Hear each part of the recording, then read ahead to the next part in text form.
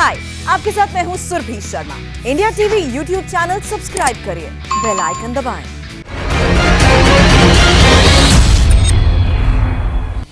अभी तक हम पंजाब की बात कर रहे थे। पंजाब के बाद अब पूरा फोकस जो है वो उत्तर प्रदेश पे है। उत्तर प्रदेश में राजभवन पर, जहां किसी भी वक्त सीएम योगी आदित्यनाथ पहुंचने वाले। योगी मंत्रिमंडल विस्तार में आज 7 नए मंत्रियों को जगह मिलने वाली है। राजभवन के गांधी सभागार में शपथ ग्रहण समारोह होगा। उसे बहुत अच्छे से सजाया गया है। थोड़ी देर में राजभवन में योगी सरकार का शपथ ग्रहण समारोह शुरू होने वाला है। ब्राह्मण चेहरे के रूप में जितिन प्रसाद को कैबिनेट मंत्री बनाया जाएगा। बाकी 6 को स्वतंत्र प्रभार या फिर राज्य मंत्री बनाया जा सकता है। तो अभी सबकी नजरें जो हैं वो टिकी हुई हैं उत्तर प्रदेश, जहां मंत्रिमंडल का विस्तार होना है। 7 नए मंत्री बनाए जाएंगे। तो योगी की नई टीम जो है उसे शपथ दिलाई जाएगी। आप देखिए कितना खूबसूरत तरीके से राजभवन को सजाया गया है और तमाम वहां अरेंजमेंट्स कर दिए गए हैं। और 7 मंत्री जो होंगे उनमें उन्हें शपथ दिलाई जाएगी। योगी आदित्यनाथ जो हैं वो पहुंच चुके हैं और डिटेल्स भी पंकज हमारे पास हैं। अब जो संभावित मंत्री बनाए जाने हैं उनको कास्ट कैलकुलेशन भी अब समझ सकते हैं, क्योंकि जितिन प्रसाद उसमें नाम शामिल है। जितिन प्रसाद जो कि ब्राह्मण जाति से आते हैं, 12 से 14% ब्राह्मण वोटर्स हैं और जितिन प्रसाद को मंत्री बनाना ब्राह्मणों की नाराजगी दूर करने की कोशिश के तौर पर देखा जा रहा है। और वैसे ही संगीता बलवंत बिन मला निषाद जाति से आती हैं, धर्मवीर प्रजापति अति पिछड़ी जाति से हैं और पलटू राम खटीक जाति से आते हैं। छत्रपाल गंगवार कुर्मी जाति से हैं। संतोष गंगवार की भरपाई के तौर पर देखा जा रहा है और तेजपाल नागर गुर्जर नेता हैं। और अगर ये मंत्री बनते हैं तो गुर्जर वोटर्स में बीजेपी पॉजिटिव संदेश देने में भी कामयाब हो सकती है। थोड़ा मैं इसमें ऐड करना चाहूंगा सुरभि, संगीता बिंद का आपने जिक्र किया, ओबीसी हैं ये। हाँ। गाजीपुर सदर से पहली बार एमएलए बनी और मंत्री बन रही हैं। और स्टूडेंट पॉलिटिक्स इन्होंने भी किया है, उससे ये सक्रिय राजनीति में आई है। दिनेश खटीक का आपने जिक्र किया, एससी हैं ये। मेरठ के हस्तिनापुर सीट से विधायक हैं। खटीक सोनकर समाज से आते हैं। उनके अलावा पलटू राम, ये भी दलित हैं, बलरामपुर से विधायक हैं और मंत्री बनाए जाने के लिए इनका काफी समय से वक्त चल रहा है। संजय गौड़ का नाम भी पंकज सामने आ रहा है, इनका नाम भी चर्चा में है। नया नाम हमारे 2 वरिष्ठ सहयोगी इस वक्त हमारे साथ जुड़ रहे हैं, रुचि कुमार और विशाल प्रताप सिंह। रुचि, बस अब किसी भी पल शपथ ग्रहण समारोह जो है उसकी शुरुआत हो सकती है। योगी आदित्यनाथ तस्वीरों में हमें नजर आ रहे हैं। जी हाँ, देखिए राजभवन के बाहर हलचल तेज है। जो मंत्री नए बन रहे हैं उनकी गाड़ियां एक एक करके अंदर जा रही हैं और समर्थकों ने बाहर भीड़ लगा रखी है। उससे बड़ी खबर ये है कि जो सरकार में यूपी में एमएलसी 4 नाम बीजेपी को भेजने थे, वो 4 नाम विधान परिषद के भेज दिए। करते हैं, बधाई देते हैं। ओबीसी और शेड्यूल कास्ट रह चुके हैं। इसके अलावा वीरेंद्र सिंह गुर्जर है जो शामली के हैं, इनको एमएलसी बीजेपी बनाने जा रही है। गोपाल अंजान भुर्जी है जो मुरादाबाद के हैं और संजय निषाद जो निषाद पार्टी के अध्यक्ष हैं गोरखपुर से। निषाद वोटों की बात अभी आप भी कर रहे थे कि बहुत मायने रखता है निषाद वोट उत्तर प्रदेश में। तो बड़ी खबर ये है कि 4 ब्राह्मण, 4 जो एमएलसी के नॉमिनेशन करने थे बीजेपी को, वो बीजेपी ने लिस्ट भेज दी है। अब ये राजभवन आई है और इसके बाद इन लोगों का एमएलसी बनना तय है पंकज। लेकिन रुचि, अभी भी बड़ा सवाल यही है कि क्या वाकई इस बार के मंत्रिमंडल विस्तार पर कास्ट कैलकुलेशन पर पूरा फोकस रखा गया है। 5 महीने पहले हो रहा मंत्रिमंडल विस्तार, इकलौता लक्ष्य यहाँ पर जातिगत संतुलन बनाना ही है। जी हाँ, बिल्कुल। देखिए मंत्रिमंडल विस्तार का सीधा मतलब यही है, क्योंकि जो मंत्री बनेंगे वो इतने कम टाइम में तो कोई काम कर नहीं पाएंगे। जब तक वो समझेंगे उनका जो मंत्रिमंडल दिया जाएगा, तब तक चुनाव की घोषणा हो जाएगी, आचार संहिता लागू हो जाएगी। तो साफ है कि बीजेपी के पास जो ये मंत्रियों की सीट खाली थी और जो एमएलसी उसको नॉमिनेट करने थे, बहुत सोच विचार करने के बाद इनके नामों का ऐलान हुआ है। मंत्रियों को भी ऐसे बनाया जा रहा है कि जो जातीय समीकरण है, क्षेत्रीय समीकरण है, उन सब का ध्यान रखा जाए और एमएलसी भी उसी को देखते हुए बनाए जा रही है। एमएलसी आपको बता दें कि 5 जुलाई को ये पोस्ट खाली हो गई थी, लेकिन बीजेपी में तब से इन पर मंथन चल रहा था, सोच विचार चल रहा था। 10 नाम यहाँ से पहले 5 नाम भेजे गए थे बीजेपी ऑफिस से, फिर 10 भेजे गए, जिनमें से ये इनका नाम चुना गया है पंकज। बिल्कुल विशाल, और हमने तस्वीरों में जो दिख रहा है, आप कैचिंग पोजीशन पे खड़े हैं, यानी जो भी मंत्री बन रहा है वो सबसे पहले आप कैच करेंगे उन्हें। किसी से बात हो पाई क्या? देखिए पंकज, इस समय हमारी जो बातचीत है वो हम लगातार कोशिश कर रहे हैं कि सभी लोगों से हम बातचीत करने की कोशिश करें, लेकिन इस बीच हम एक ब्रेकिंग न्यूज़ दे देते हैं। जो फाइनल हुआ है वो फाइनल ये हुआ है पंकज, ये कंफर्म न्यूज़ हम बता रहे हैं अपने दर्शकों को कि ये सारे मिनिस्टर्स बन रहे हैं। जतिन प्रसाद को कैबिनेट मिनिस्टर बनाया जा रहा है, ब्राह्मण हैं, शाहजहांपुर से आते हैं। इसके अलावा पलटू राम MOS का इनको चार्ज दिया जा रहा है, छत्रपल गंगवार MOS इनको बनाया जा रहा है, संगीता बलवंत बिन इनको MOS बनाया जा रहा है, धर्मवीर प्रजापति MOS बनाया जा रहा है, संजय कुमार गौर इनको भी बनाया जा रहा है मंत्री, और दिनेश खटिक MOS बनाया जा रहा है। यानी कि एक जतिन प्रसाद को अगर हम छोड़ दें तो बाकी जो हमने नाम लगातार इंडिया टीवी पर अपने दर्शकों को दिखाए हैं, सारे नाम फाइनल हो चुके हैं। बिल्कुल विशाल, यहाँ एक और चीज आपसे जानना चाहेंगे, और जो इंडिया टीवी दोपहर से खबर बता रहा था उस पर फाइनली मोहर लग गई। विशाल, जरा एक और गणित समझाइए। अभी तक जो है 60 का नंबर होता है, अगर 53 मंत्री हैं, 7 बनाए जा रहे हैं या फिर 54 है, 6 बनाए जा रहे हैं, अगर 7 बनाए जा रहे हैं तो किसका पत्ता कट रहा है?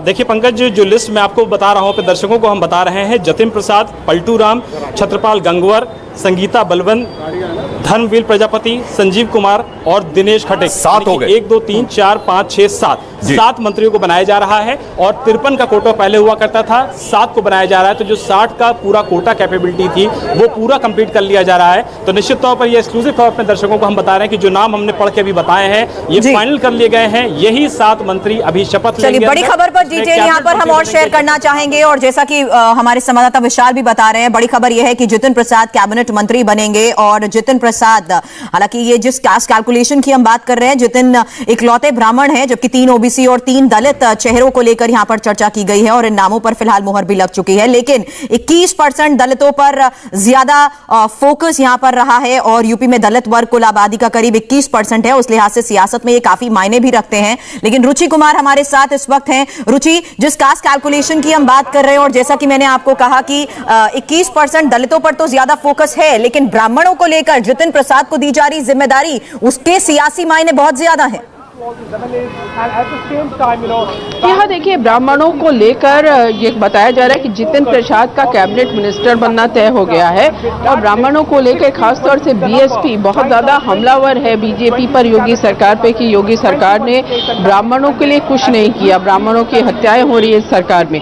तो जतिन प्रसाद को अब कैबिनेट मिनिस्टर बनाया गया है, तो एक तरह से मैसेज देने की कोशिश है ब्राह्मणों को कि बीजेपी उनके बारे में सोचती है। वैसे आप अगर कास्ट कॉम्बिनेशन पूरा उत्तर प्रदेश का देखेंगे तो ब्राह्मण बहुत कम है, 12% है, जबकि आप देखेंगे OBC 40 से 45% है, जो दलित है वो 22% है, मुस्लिम 19% है। तो ब्राह्मण है तो 12%, लेकिन एक माहौल बनाने का काम करते हैं। ऐसा कहा जाता है उत्तर प्रदेश में कि ब्राह्मण जिसकी तरफ जाते हैं उसकी सरकार बन जाती है। तो साफ है कि जतिन प्रसाद को न सिर्फ कैबिनेट मिनिस्टर बनाया है, साथ में उनको मंत्री भी बनाया है और MLC भी बनाया है।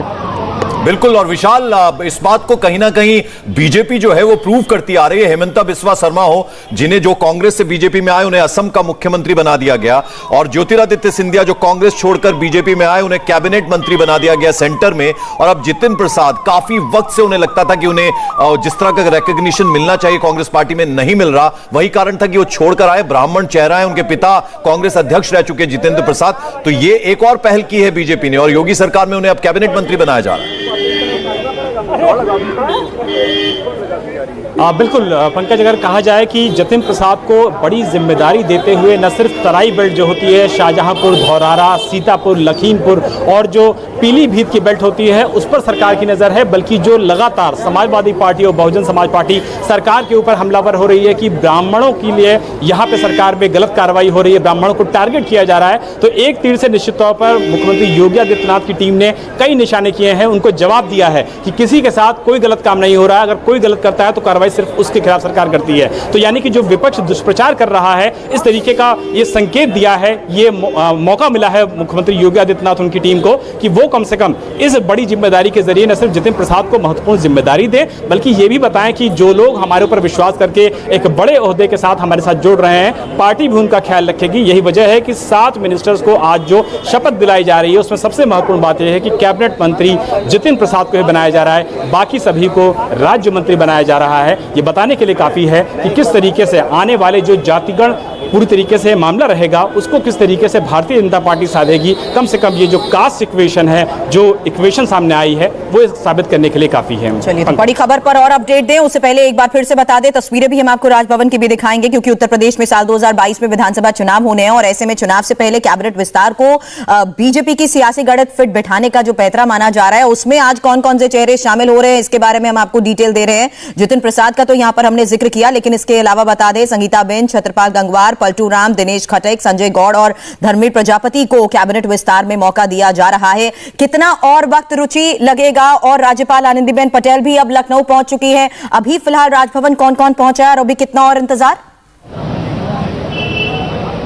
देखिए, ठीक 6 बजे राजभवन का जो गांधी सभागार है वहाँ पर जो बैंड है राजभवन का, वो जनगण मन गाएगा, बजाएगा और उसके बाद गवर्नर से परमिशन ली जाएगी शपथ ग्रहण समारोह शुरू करने की और 6 बजे ही ये समारोह शुरू हो जाएगा। तो सारे जितने मंत्री नए बनने हैं वो सब राजभवन अंदर जा चुके हैं, क्योंकि कोरोना का काल है इसलिए हम लोग अंदर नहीं जा पाए हैं। अब तक जितने शपथ ग्रहण समारोह हुए हैं उसमें हम मौजूद रहे, लेकिन इस समय हम बाहर हैं और बाहर हमें इंतज़ार है। जो अभी लिस्ट सामने आई है उसमें ये तय है कि जितिन प्रसाद कैबिनेट मिनिस्टर बनेंगे, जो पलटू राम हैं वो मिनिस्टर फॉर स्टेट बनेंगे, राज्य मंत्री बनेंगे, छत्रपाल गंगवार राज्य मंत्री बनेंगे, संगीता बलवंत बिंद राज्य मंत्री बनेंगी, धर्मवीर प्रजापति राज्य मंत्री बनेंगे और दिनेश खटक राज्य मंत्री बनेंगे। इतने लोगों का नाम बिल्कुल फाइनल है। रुचि, देखिए हम आपसे सच बोलेंगे, हमें जितिन प्रसाद के बारे में सब कुछ मालूम है, लेकिन ये जो बाकी के 6 नाम हैं ये आप और विशाल से बेहतर शायद कोई नहीं बता सकता। तो जरा एक एक करके हम इन शख्सियतों के बारे में आपसे बात करें। तो संगीता बिंद, पहले जरा इनके बारे में बताइए। पहली बार मंत्री बनने जा रही हैं, पहली बार की विधायक। संगीता जी पहली बार की विधायक हैं। 2017 में ही चुनाव जीती हैं गाजीपुर से और इनके जो पिताजी थे वो पुराने नेता हैं, संघ से जुड़े रहे हैं। इन्होंने भी छात्र राजनीति की है, हालांकि विधायक पहली बार बनी है और मल्लाह निषाद जाति से आती हैं। तो ये जो जाति है 4% वोट उत्तर प्रदेश में है, लेकिन जो गंगा के किनारे पूरी बेल्ट है उसमें 100 से ज़्यादा ऐसी सीट हैं जिन पर इनका काफ़ी ज़्यादा असर है। ये वोट काफ़ी ज़्यादा मायने रखते हैं, तो इसलिए इनका कैबिनेट में शामिल होना ये साफ बताता है कि जो मल्लाह निषाद जातियाँ हैं उनके ऊपर योगी सरकार की नज़र है। अब आप आइए छत्रपाल गंगवार, ये कुर्बी है, बहेड़ी के हैं और ये दूसरी बार विधायक बने हैं। ये जो संगीता बलवंत बिंद है ये पहली बार की विधायक हैं और गंगवार दूसरी बार के एमएलए हैं। अब आप इनको देखेंगे तो ये कुर्मी जाति से आते हैं, क्योंकि अगर आप इधर वेस्टर्न यूपी बरेली की तरफ जाएंगे तो कुर्मी जो है वो गंगवार होते हैं।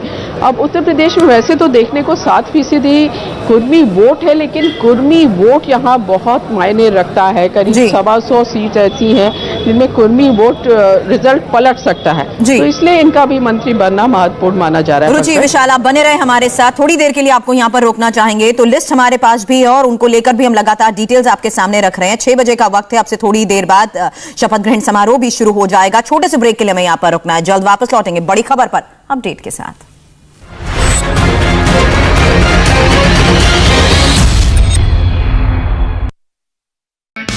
हाय, आई एम सुरभि शर्मा। खबरों से अपडेट रहने के लिए India TV YouTube channel subscribe करिए, साथ में बेल आइकन जरूर दबाएं। जुड़े रहें इंडिया टीवी के साथ।